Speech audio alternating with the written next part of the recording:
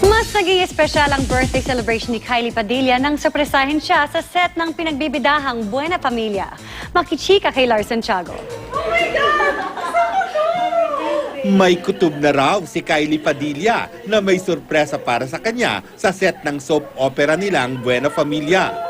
Pagdating kasi niya, kailangan niyang magbihis para sa kanyang eksena. Pero hindi raw siya pinayagang magbihis sa dating lugar na pinagpapalitan niya ng damit, kaya't nagkahinala na siya. At katulad niya ng kanyang inaasahan.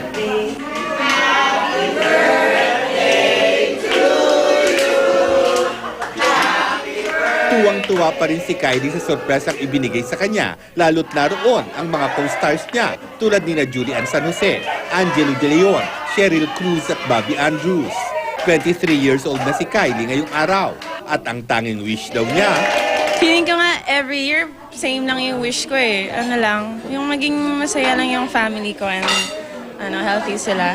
Nagpapasalamat naman si Kylie dahil sa pangalawang pagkakataon na extend ang Buena Familia, kaya't mapapanood sila ng kanilang followers ng mas mahaba pang panahon.